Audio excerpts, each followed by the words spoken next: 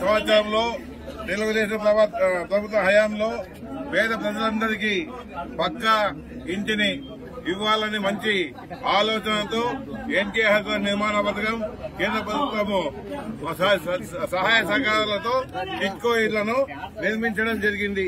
7,58,000 పక్కా ఇళ్ల నిర్మాణంలో మన రాష్ట్రంలో మొదలు పెట్టాం. దీంట్లో ఇప్పుడున్న పరిస్థితుల్లో అన్ని ఇండ్లు మంజూరు చేయలేక రాష్ట్రంలో కుదించి తక్కువ ఇండ్లకి వీడుకోలు పలికారు ఇప్పుడున్న ప్రభుత్వం. అయినా మన గుత్తి గుంటకల్ మండలంలో దగ్గర 5,858 ఇండ్లు టిట్కో ఇండ్లు శాంక్షన్ చేయబడింది మన ప్రభుత్వం ఉన్నప్పుడు.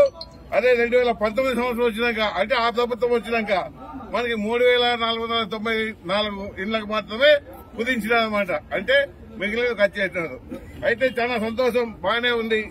ఇప్పుడు గుత్తి మున్సిపాలిటీలో గుత్తికి సంబంధించినటువంటి 384 ఇండ్లకు గాను ఫస్ట్ ఫేజ్ లో 48, సెకండ్ ఫేజ్ లో 48, 96 మాత్రం చేసి మిగిలినవన్నీ లబ్దిదారులున్నా కూడా వైఎస్ ప్రభుత్వం ఈ పనులు స్టార్ట్ కాలేదని అది క్యాన్సిల్ చేయడం జరిగింది. అంటే లబ్దిదారులు ఉన్నా కూడా అందిస్తే తెలుగుదేశం ప్రభుత్వానికి, తెలుగుదేశం పార్టీకి ఏడ మంచి పేరు పోతుందో అని అవన్నీ క్యాన్సిల్ చేయడం జరిగింది.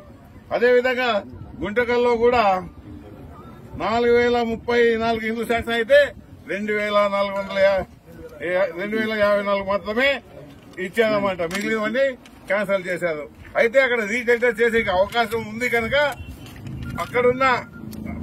అప్పుడున్న కాంట్రాక్టర్ ని తీసేసి కొత్తగా బెంగళూరు వాళ్ళకి ఇచ్చేసి 2 సంవత్సరాలు టైం ఇచ్చారు వాళ్ళకి. 2 సంవత్సరాల్లో మొత్తం ఈ 2,054 ఇళ్లు నిర్మాణం చేయాలి. కాకపోతే ఉన్నింది 14 నెలలు అయిపోయింది. ఉండేది 8 నెలల లోపల ఈ ఇళ్లన్నీ పూర్తి చేసేయాలి. ఇంతవరకు ఆలీలా సూలీలా. అదేవిధంగా పామిడిలో కూడా 14 ఇళ్లకు గాను కేటగిరీ 1 కింద 1,056, కేటగిరీ 2 కింద 244 నిర్మాణాలు చేసి 48 ఇండ్లకు లబ్దిదారులు లేదు అని ఈడ కూడా క్యాన్సిల్ చేయడం జరిగింది. ఈ విధంగా వైఎస్ఆర్ ప్రభుత్వము వీలైనంత లబ్దిదారులని తోక్కోసుకుంటూ పోయి మనం ఇచ్చిన టార్గెట్ కన్నా చాలా తక్కువ టార్గెట్ తో ఇండ్లు నిర్మాణం చేపట్టడం జరిగింది.